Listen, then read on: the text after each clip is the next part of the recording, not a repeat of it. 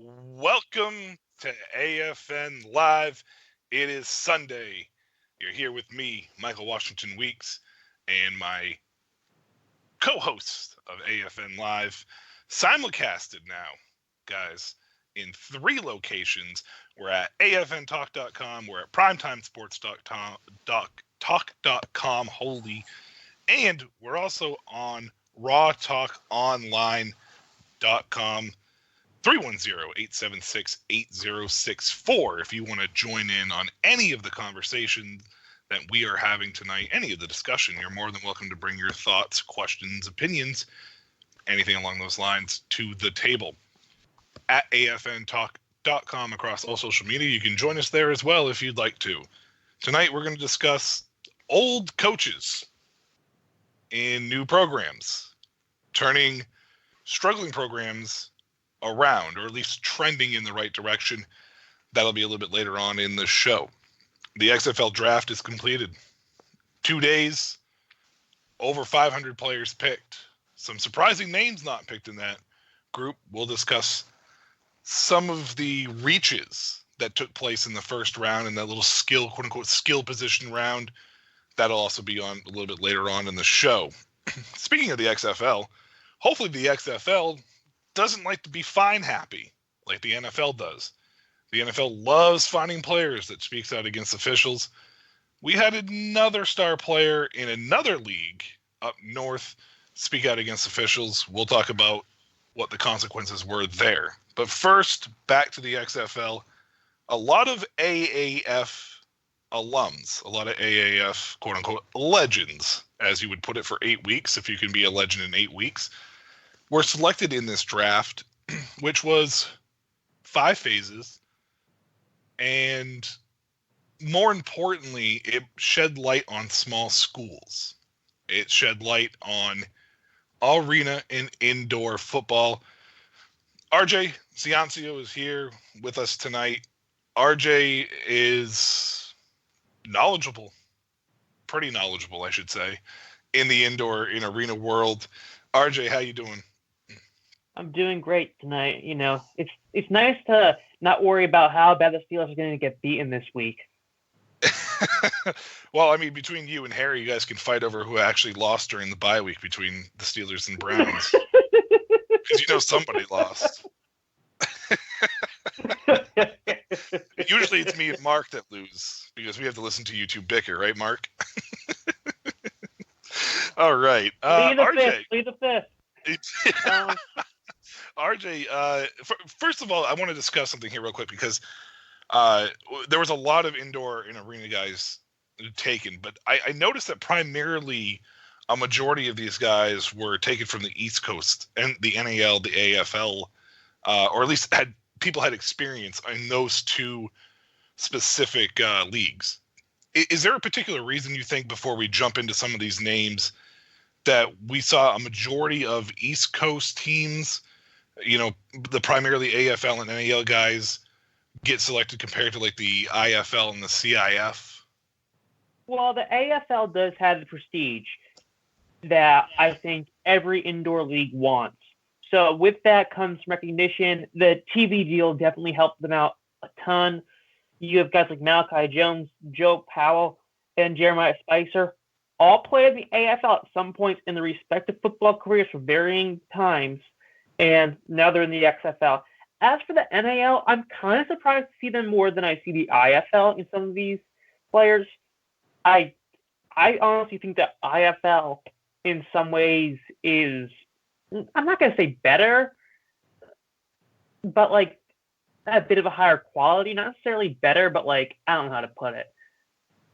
They're better. Just admit they're better. Yeah. They're better than the NAL. They're better. And it's nothing against the NAL. I just think the exactly. I love the NAL. It's just that yeah. I do think it's like people always say AFL is tier 1, IFL is tier 2. I look at AFL, IFL, they're 2 different games. They're tier 1. Then you got your NAL tier 2. I could go into that for a whole other episode. But to the people who have been selected, I want to talk about first Malachi Jones. Brief summary of where he's been before he ended up in Seattle as a wide receiver. He started in the National Arena League 2017, High Country Grizzlies. Then he went to the Atlanta Havoc of the American Arena League in 2018, got called up to the Albany Empire that year. I got to see him play. It was awesome. Then he got called up to the AAF for the Atlanta Legends, so he didn't really have a perfect chance to showcase his skills due to how the team was doing. And he finished one more year in the AFL before getting drafted this year.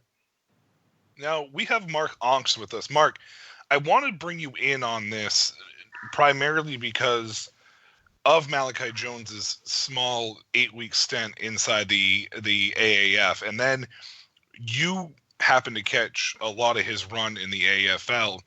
Malachi Jones is a guy that you and I kept an eye on, and we really consider this guy as a potential wide receiver one and potential all-star at the XFL level.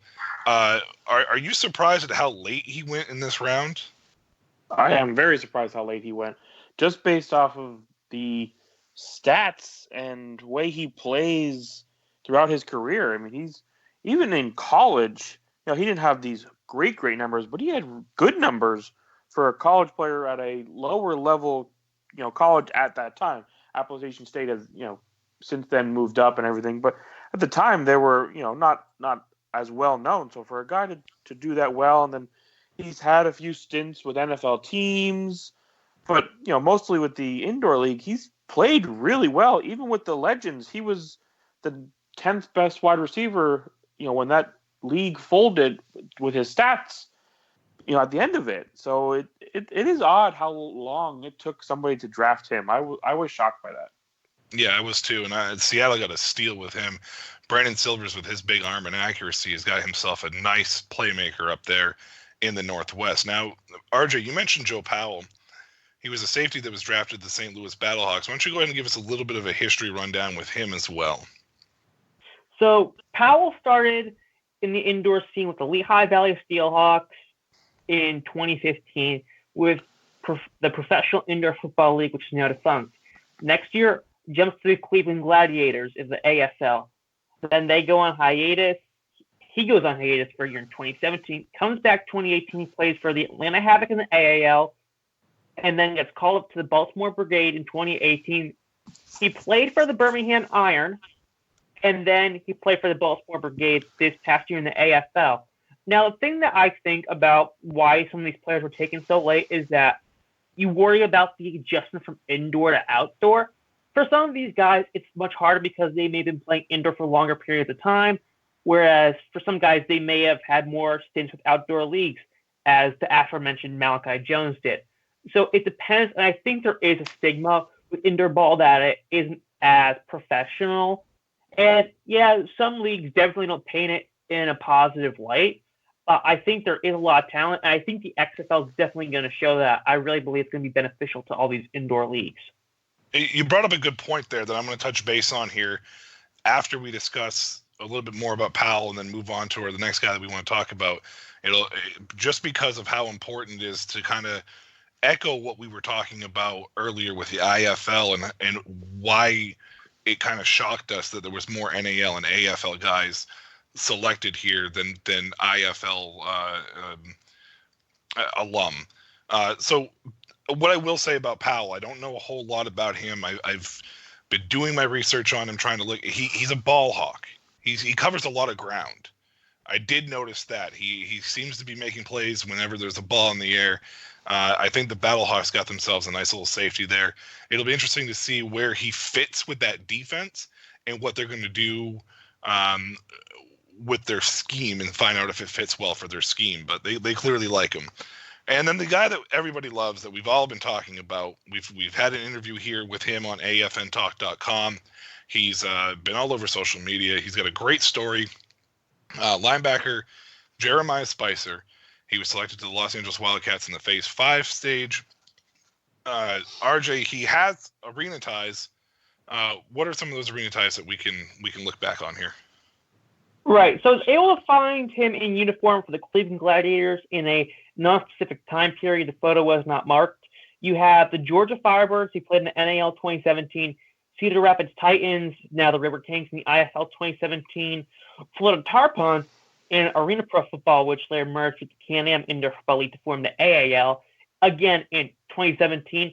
And the Cape Fear Heroes of the AAL in 2018. So this guy's been around the indoor leagues. He knows how it works. I personally have been watching NAL for a while, and I remember thinking back when in the first year when the Firebirds were in the NAL, I'm like, this team could be good, and I didn't realize one of the key reasons of that was because Spicer's there playing defense. Yeah, and Spicer led the league in tackles. He clearly has a knack to be around the ball. Mark, what stands out most to you as far as whenever you see or hear Jeremiah Spicer's name outside of his story, if there's anything that you've noticed as far as his football talents are concerned? Well, I mean, the fact that he was able to get 147 tackles in an arena league, to me, being a first-time kind of arena follower, is surprising to me because they put up so many points. The fields aren't as big. So, 147 tackles is a lot. And they don't play full 16-game schedules like the NFL, or 18 like the CFL, or 14 like college. And yet he amassed more tackles than guys do in all those leagues. So for me, that's a crazy stat. Maybe it's not to people who follow the arena more, and RJ'd be able to say or not. But for me, that seems like an amazing stat for a guy to amass. And as a linebacker, I think it's easy for him to take his game from inside to outside, pretty simple, and be able to do really well. He has natural instincts. That's what sticks out to me, is he has natural instincts to the linebacker position, something that can't be taught. Now, you both have mentioned the indoor to outdoor game. And when we first came on and we started talking about this, and we talked about the NAL and the AFL being the primary selections for some of these guys compared to the IFL, what surprises me about this is the IFL play style seems to mimic more of the outdoor game. You would think that the leg up would be people that have experience inside the IFL compared to the AFL or the NAL, because the play style is so much closer. But for some reason, one reason or another, we saw a lot of NAL guys and a lot of AFL guys, or at least people with history in both those leagues, get selected to the XFL. 310-876-8064. If you have any discussions you want to add to this, please feel free to. We're at AFN Talk across all social media, simulcast on afntalk.com, primetimesportstalk.com, and rawtalkonline.com. When we come back, we're going to discuss some of the criticizing of officials, leagues. We had a star do it up north. We'll be right back. The Alternative Football News Network. History in the making.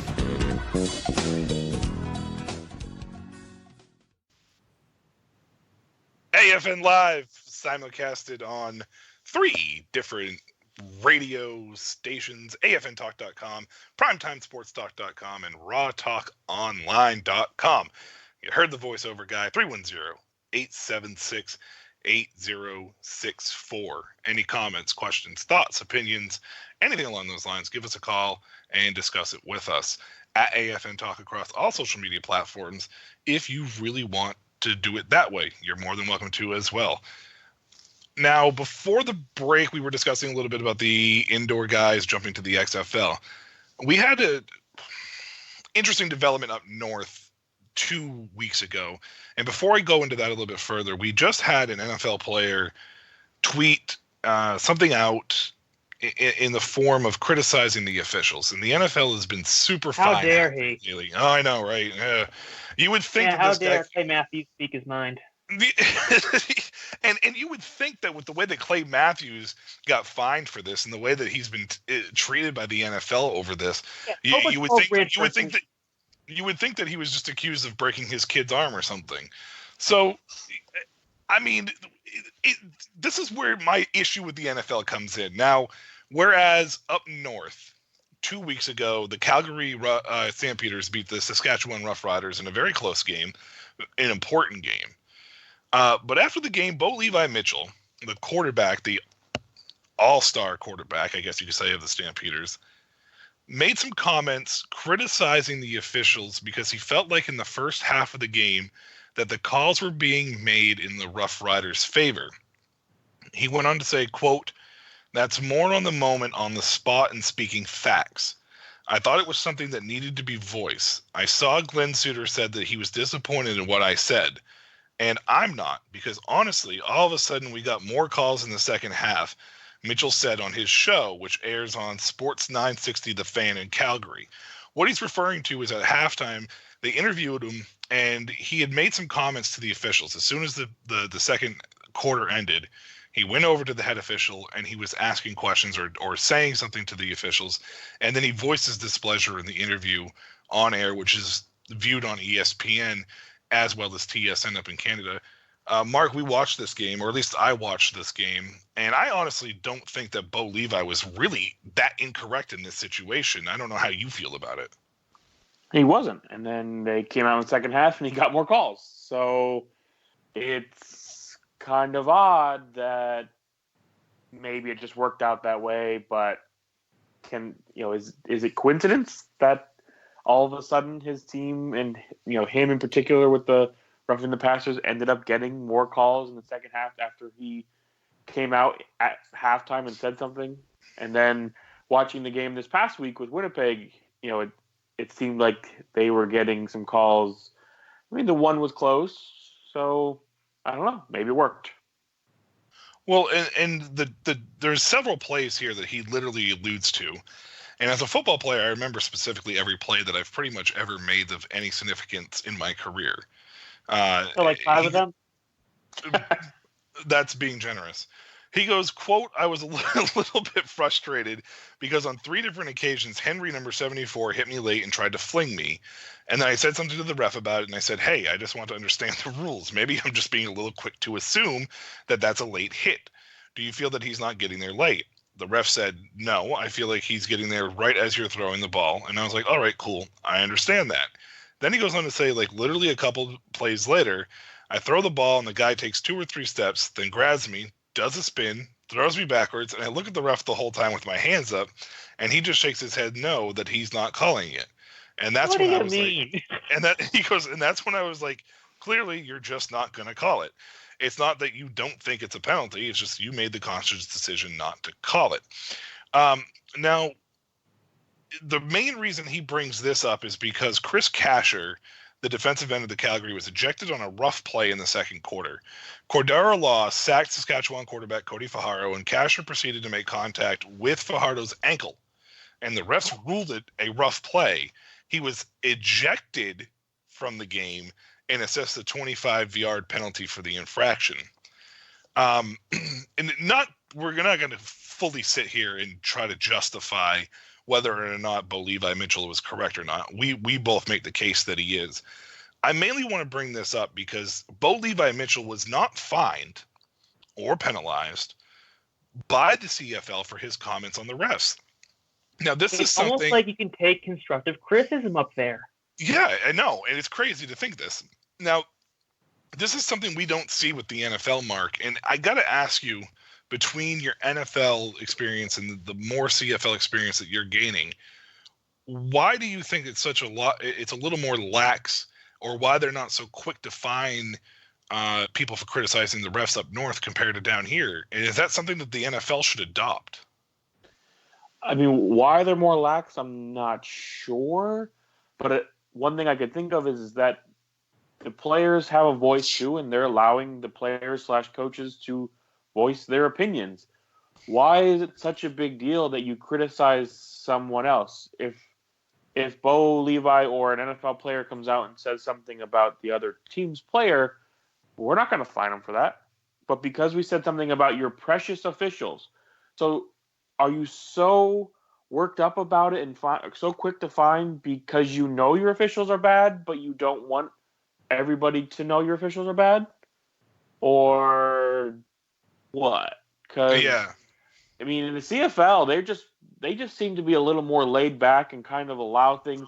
They give out fines and everything for stuff, but not dumb fines that like the NFL seems to do. Like the Clay Matthews one, like you said, that one makes no sense. Yeah, and well, this also, Well, Harjay, hold that thought just for a second. I'm going to come to you here in a minute. You mentioned something here about the fine situation, and to double down a little further with the NFL has released a second round of warnings and letters to teams, reminding them that they can't criticize the refs or to hold back on criticize on the refs because there could be penalties involved with this and more fines. RJ, in your experience in world of indoor and arena, and you could finish your thought too, I just want to ask this question while I'm right here. How are criticized officials or leagues of criticized officials, how do they handle when a player vents or opens up their mouth to criticize officials in those leagues?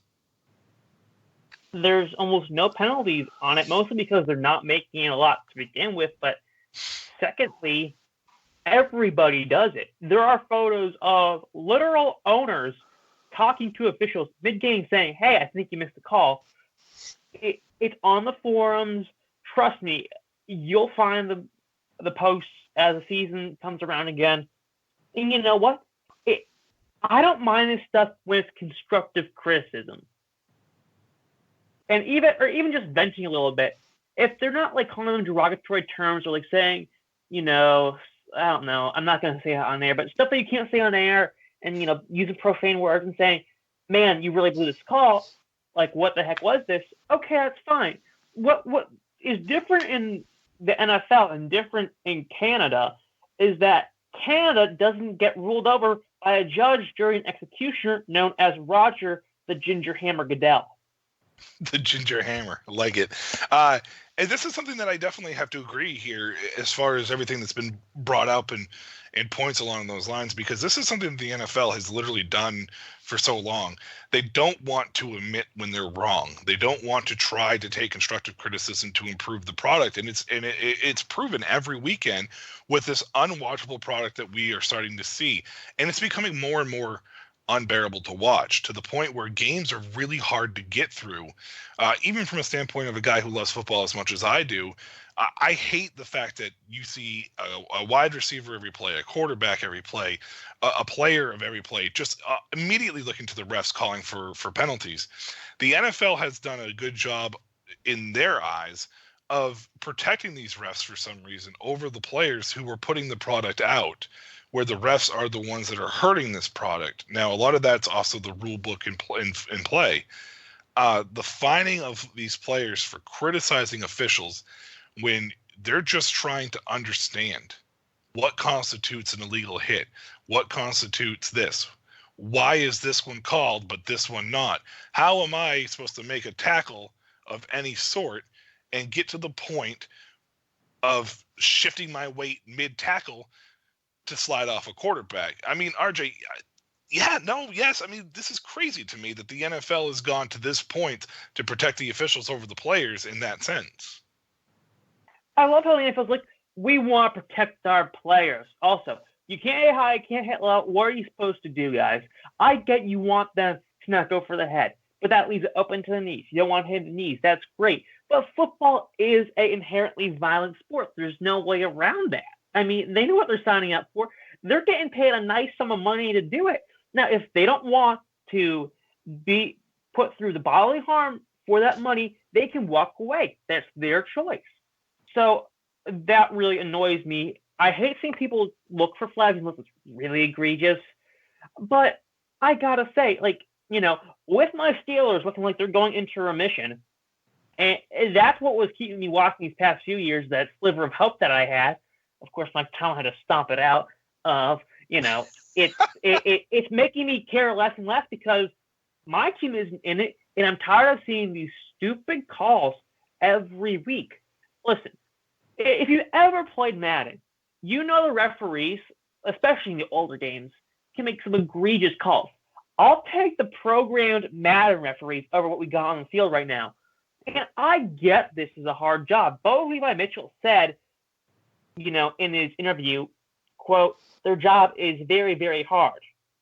And so, we're not trying to disregard the struggle that they're being put through. Right now, the rule book is very unclear. This is the NFL harming the NFL, shooting themselves in the leg like they were Plaxico Burress. You can thank Tom Brady for the low hit one. His little ACL injury, that was the Tom Brady rule, one of the many that have been put in place for Tom Brady. I thought that was Kimo von Oelhoffen after he rolled up on Carson Palmer. No, that was the Tom Brady rule when the safety for Kansas City. He dove at his legs. Well, he got held to the ground and then tried diving up to make the tackle, and it jammed Brady in the knee and tore his ACL, and he was out for the year. And that's when Matt Castle, blah blah blah. Bo Levi Mitchell to me brings up a good point here, because he doesn't criticize the refs to the point saying anybody can do your job. He says, I understand that they have a tough job, because they do, but as players, when we read something a certain way and when the refs read something a certain way, there needs to be a common ground where we both understand it clearly, because you can't make one hit happen and wave a flag and the guy tackled him in the ankles, ejected. That's just not something you can do when you're taking 2-3 steps after someone throws the ball and crush them. It's clearly both against the rules, but yet only one was penalized, the other wasn't. The NFL got rid of their full-time reffing program in the offseason, which I thought was a mistake. Some other people didn't feel the same way. The CFL doesn't have a full-time reffing or officiating program in place either up there. I feel that some of these leagues could benefit from having a limited officiating full-time, class of sorts to be able to avoid these inconsistencies. 310-876-8064. Give us a call if you have any questions, comments, thoughts, opinions on this at AFN Talk across all social media. And we have reaches, XFL first round reaches, that we're going to talk about in a minute. The Alternative Football News Network. History in the making.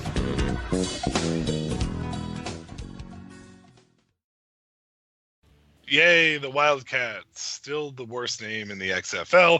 Don't care what my producer, Harry the Boobs Bob, says about that. How you doing, Harry?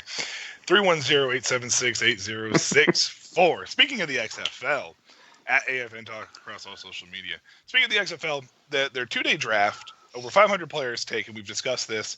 We discussed it on XFL Now, 8 p.m. Eastern, 5 p.m. Pacific on Wednesdays. We really, well, actually, no, sorry, that is incorrect. It's now 9 p.m. Eastern, 6 p.m. Pacific, just so you know, on Wednesdays.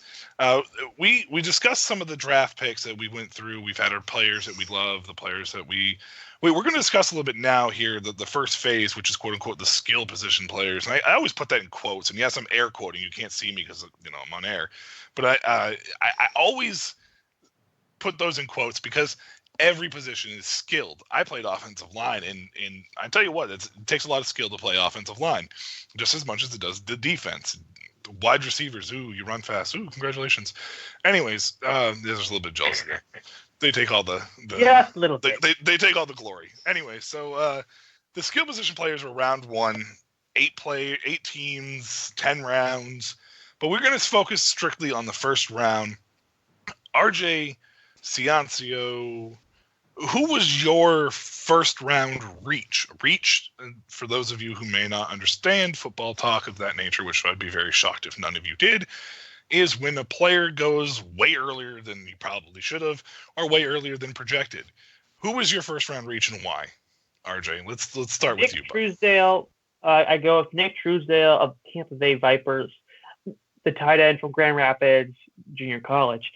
Now, he's not a bad player in any regard, but this was the first round of the first phase. You could have gotten guys like Elijah Hood, a guy who had formerly had experience in the NFL as an Oakland Raider and a Carolina Panther. And this is not a knock on Nick Truesdale. I think he would have been a great round 2 pick or even later in the first round. But when I'm thinking about how I'm building a team, I look to receiver and running back before I go to my tight ends. Not because tight ends cannot be dynamic. Kellen Winslow Sr., Antonio Gates, Tony Gonzalez have proved that time and time again. But I don't see him being that kind of guy in the XFL. He might be a really good player, like, maybe a Shockey, but he's not going to revolutionize the position. Well, he didn't revolutionize it in the AAF when he was with the Salt Lake City Stallions. My problem with this pick is his tight end. I'm very harsh on tight ends. I am not afraid to admit it at all. Very rarely do tight ends. They serve a purpose for what they do, but they're the type of position for the most part that unless you're in the elite of the elite, your stat line could be 3 for 24, or your stat line could be 9 for 156. It's just all game script dependent for most tight ends. The very few tight ends come through the league and make such a significant impact. That was my problem with this pick, especially when you mention a guy like Elijah Hood, who this type of style of play is going to fit his skill set, and he had a very successful career at North Carolina. So I agree Truesdale for me was reached in this pick. I have another one that I'm going to discuss here in a minute. Mark Angst. I haven't said your last name this entire show, Mark. I'm very disappointed in myself because Angst is such a great last name. Yeah, you kind of dropped the ball on that one. Hey, everybody else. Hey, come on. And hence why you weren't the skill position player. Dropped the ball. Look at you. Oh, look at that. I played center. I anchored the line. You know that, Mark? I anchored. So you dropped the ball all the time, then throwing it back to the quarterback. quarterback. The line. No, I did not. One turnover in my entire career. Thank you very much, Mark. 7 games. 7 years playing center, buddy. 7 years, not 7 games. 7 years. Just because you were on a team for 7 years doesn't mean you played for 7 years. Oh, I played for 7 years, and they had me at. I played all over the offensive line, but center was my strongest position. Also explains a lot of the stupidity, we'll say. Stupidity. I play that a lot too. All right, Mark Angst. Yeah. So Nick Truesdale, tight end. I know that you're kind of in the same boat with me when it comes to tight ends, so I know how you feel there. Who was your first round reach in this first round of the skill position draft, and why, my man? It was the number 2 overall pick by the Houston Roughnecks, Connor Cook. And this has nothing to do with Connor Cook himself. Connor's a really good quarterback. But it's the Roughnecks' first pick after you were assigned a quarterback, and you decided to take another quarterback. Okay. Not the best choice, but maybe I can understand it. If you took a quarterback that was similar to your assigned quarterback in Philip Walker, except you took the exact opposite of that in a quarterback that doesn't move around that well. He's got a little athleticism, but not really.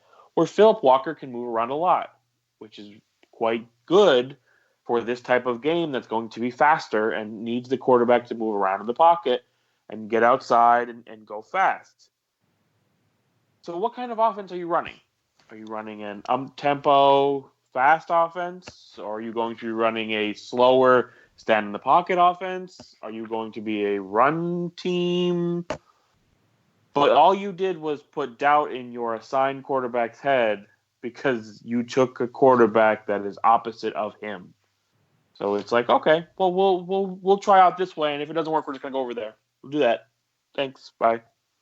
This pick made me scratch my head because for a lot of the same points that you just made, June Jones is known for the spread offense, sling the ball around. I mean, he made Colt Brennan a household name when he was in Hawaii. He had Garrett Gilbert at SMU. I mean, he was all over the place as far as his up north in Canada. The team that he was the offensive coordinator for and then head coach for. He ended up taking that team and moving them from being 8th in the league in offense and made him number 1. I mean, this is something that June Jones has always done. And he comes down to the head coaching job of Houston, and with the number 2 overall pick in this position, he takes Connor Cook. This pick literally reminds me of we panicked because there might have been a quarterback run. Like, that's what it reminded me of. There was a quarterback taken in the second, and there wasn't another one taken till the 4th.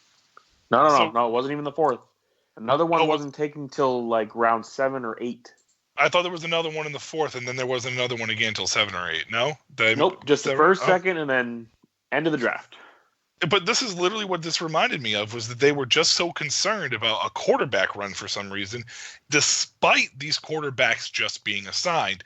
And that's what this reminds me of. Let's go get the best guy in the draft in the player pool, just in case. They could have had a receiver that they could have ended up using in this situation, or a running back. Now, my pick, guys, and my pick here in this situation is going to be kind of a weird pick, because he was the first player taken in this round of the skill position, and that's Rashard Davis out of James Madison. Not that I don't think he's a fine player, but this is very similar to the situation where Mark was talking about Connor Cook.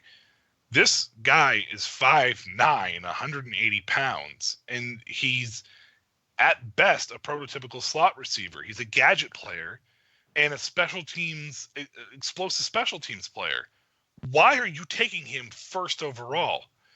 The defenders, I think, ended up having a really good draft overall, but this pick baffles me, especially when there's guys like Malachi Jones on the board, who we discussed earlier, Mikael McKay, who was an AAF standout with the San Antonio Commanders. He was still on the board. D'Angelo Yancey, who ended up going 3rd overall to the New York Guardians, he was on the board. You literally had your pick of wide receivers, and you go with Tavon Austin of the XFL. Maybe that's unfair, but that's what this felt like. Why? If they don't use him right, it'll be even worse of a pick. That'll be the interesting thing. If they at least use him and get him in space and he can do what he should do, great. If they don't, even worse. And I understand Pep Hamilton is intelligent, and he has an offense, and obviously Rashard Davis must have fit something that he wanted to do with this offense. But I mean, RJ, come on, Rashard Davis, 5'9", 5'8". So I think the only justification I can see for this is they are going to use every little bit of this forward pass rules they can. Like you said, gadget play guy. You know, if you're going to run a ton of gadget plays, even still, you don't take Antoine Randall out as your number 1 pick. You know, exactly. Yeah, I don't know what to say here. There's not much more to it. Gadget players should never be the first overall pick in any draft, in any round for that matter, at all. 310-876-8064. If you have anything different that you want to discuss or talk about, thoughts on these players, who was your reach in the first round? Please let us know at AFN Talk across all social media. We're simulcasting on AFNTalk.com, PrimetimeSportsTalk.com, and RawTalkOnline.com as well. We're going to pay some bills, and when we come back from that, we have a little bit of some college football discussion. Old school coaches with new schools and trending in the right direction. We'll be right back. The Alternative Football News Network. History in the making.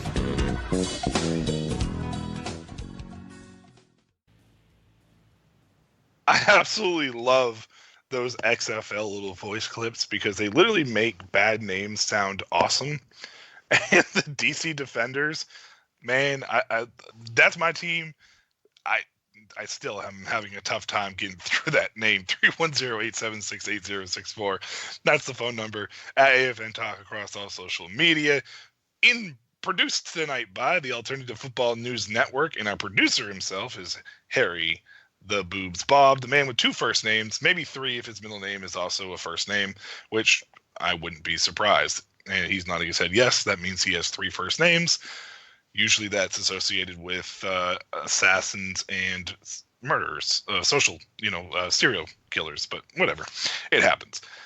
Mark, I want to discuss college football at this particular time. And Harry, I really hope, for the radio's sake, that you are not a serial killer. Disclaimer, I don't think he is. I want to discuss college football here, Mark, because there's been a couple things that's happened here this weekend that we discussed that kind of clicked with both of us, and we really I guess we didn't really appreciate what was going on with these two programs. And the University of Kansas hired Les Miles, who had a stint at LSU, and he was met with a lot of disdain, really. I mean, it was really a hiring that was not a popular one amongst people. But seeing the product this year in Kansas's turnaround, I have to say, I think that this is a good hire. I really do. I think this is ending up being a very good hire for the way that he has this team playing right now. Yeah, I think the problem with Les Miles was the fact that when he got near the end of his tenure there with LSU, the offenses never seemed to be too good, and they could just never figure out how to get it to be better. I mean, they hired an offensive coordinator from the NFL that was supposed to be good, and that didn't help. So I think that's where a lot of the disdain for him came from at this point, was because of that fact. But so far with a Kansas team, I mean, yes, they are only 2-5. So you may look at it and go, what are we talking about? But this is a Kansas team that over the last 10 years may have a total of 8 wins total in those 10 years. I mean, that might be low bottom a little bit, but it's not a lot. They had about 12 years ago now, they had a really good season. That one season where they went to the Big 12 championship game. But outside of that, they've been a bad program. But even in the games they've lost outside of one, they've been in each game for most of the game. They lost this weekend to Texas by 2. They kept Oklahoma in check for most of the game, and then Oklahoma's offense just overtook them. But that's a great Oklahoma team. You beat a good Boston College team. In Boston College. Yeah, but not a horrible Boston College team either. They're not great, but one bad loss is TCU, so we'll wipe that away. But for a program that doesn't usually have anything going for them, they have things to play for, it seems like, this season. So that in alone is what Les Miles is at least bringing to this point. If they can keep this kind of season going, that's a very good momentum for next year.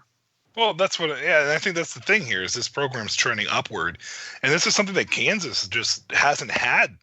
You know, they've literally been stuck in this. I said the University of Kansas, it's Kansas University, but whatever, details. But this is literally something they've been stuck with as far as this program just kind of just being there. I mean, they brought in a offensive-minded guy to come down and be the head coach from the NFL who won a Super Bowl. I don't know if you guys may have known who that was. And it just kind of just didn't work out. And then, you know, they hire Les Miles. And the thing about this program is, like you mentioned, Marcus, it's so competitive. They're literally putting out a good product now. Like, I can watch a Kansas game. Before I could watch kickoff of a Kansas game, and then I would shut it off and know the score would be 73-10. This game it's not the same. I mean, it's so much. They're so much closer in that sense. And then there's another program, a program on the East Coast that brought back an old coach from.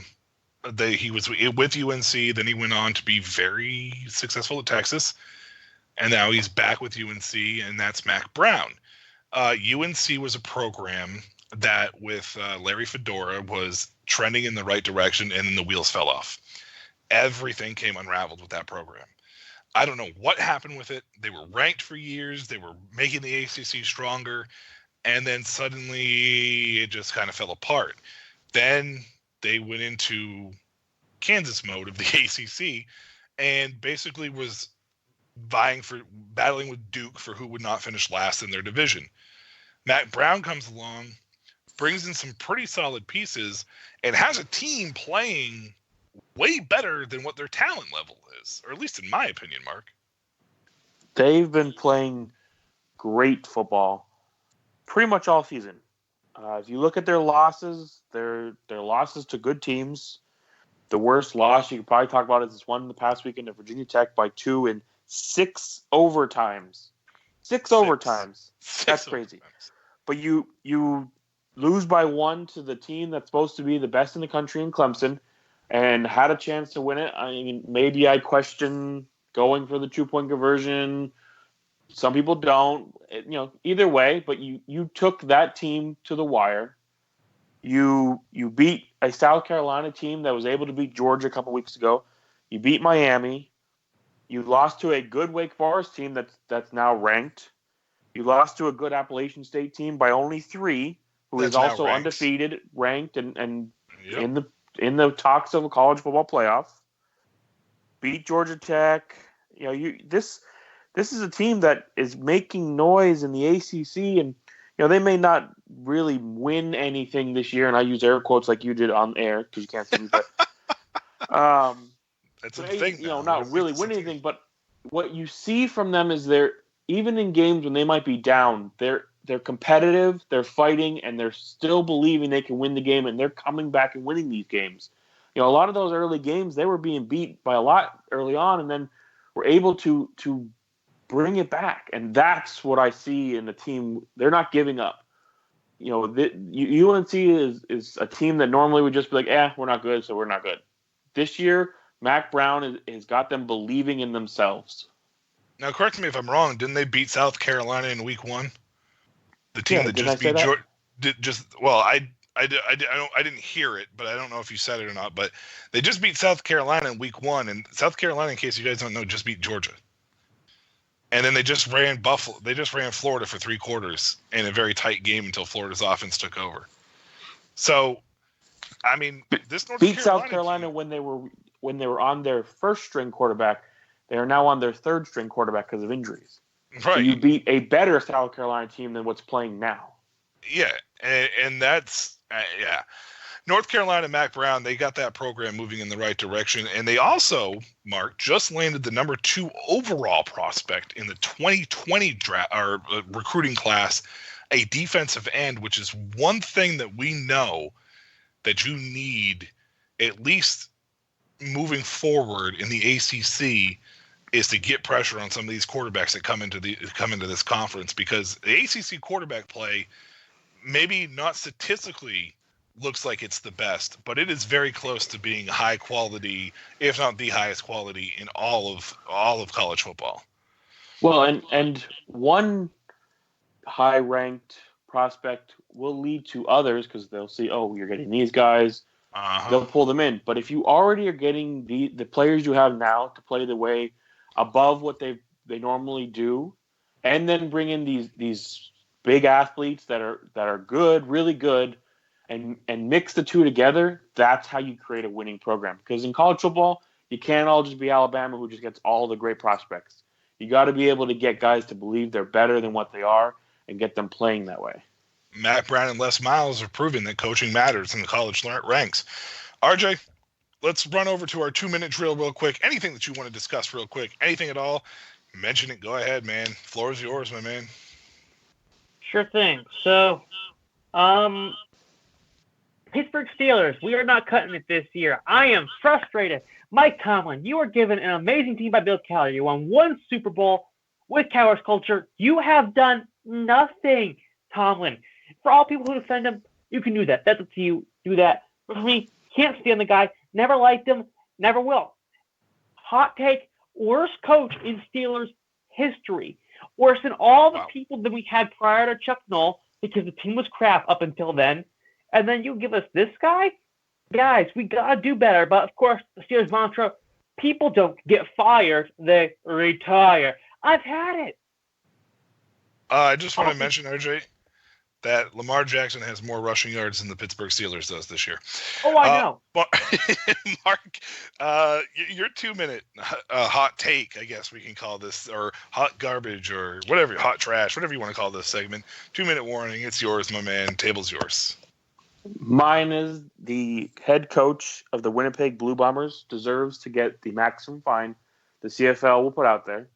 His doctors, physicians, whatever they use on the sideline for games should all be fired or fined themselves for allowing Chris Streveler to go back out into that game yesterday and play when you could see that he physically was unable to do it at any level. He was limping around with an ankle injury that they knew about, and allowed to play is just, you talk about player safety, and that's what we're doing right now. in the CFL, that was horrible. You could just watching him tell he was not okay. He could barely move on his own. And to put him out there for no reason. I get you're trying to win a game, but you know what? The player is more important than winning games, and coaches need to realize that sometimes. I want to give a shout out for my 2-minute drill to the Washington Redskins for going a full calendar year between home runs. Congratulations, you're the Cleveland Browns of the NFL. I also want to mention the new Cleveland Browns of the NFL. I do want to mention one thing, though, real quick. Spokane Shock.